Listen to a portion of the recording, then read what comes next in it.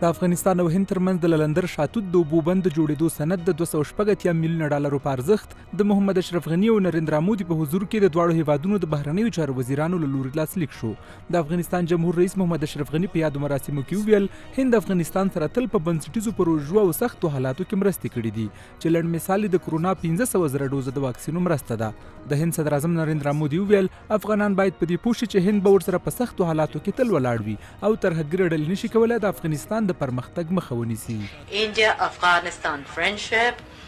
افغانانو ته ډاډ ورکوم چې هند به تل په سختو او ستونزمنو حالاتو کې تاسو سره وي.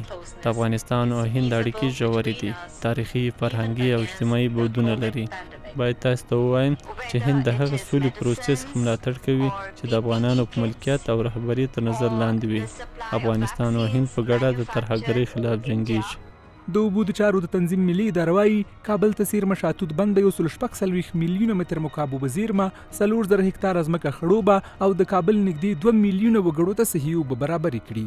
یا د اداره وایي دا بند به 92 متره لوړ وي او 80 متره پلنوالی به ولري چې په 6 کلونو کې به یې د رغونې چارې بشپړې شي.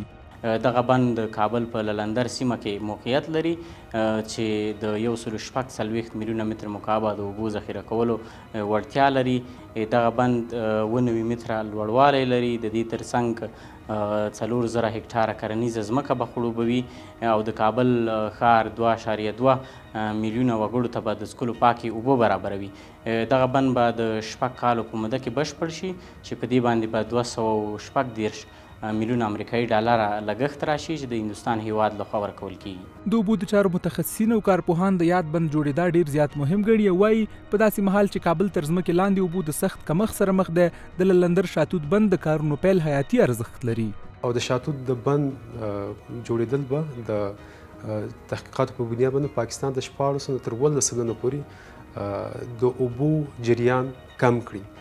دا چې هلته جریان کمیږي او پاکستان زراعتي هیواد دی او په یو نه یوازې زراعتي هیواد دی بل انرژي تولید سره هم کمښت سره مخ دي، نو دا به د دوی په زراعت او د انرژي په تولید منفي تاثیر حتما ولري. دا یو مهم بند دی د پاک اوبو د برابرولو، د زراعتي ځمکو د خړوبولو او د اوبو د ذخیره کولو زیرمه کولو لپاره. په ټولنیزو رسنیو کې هم د للندر شاتود بند د سند د لاسلیک په خوښۍ بېلابېلې لیکنې شوي.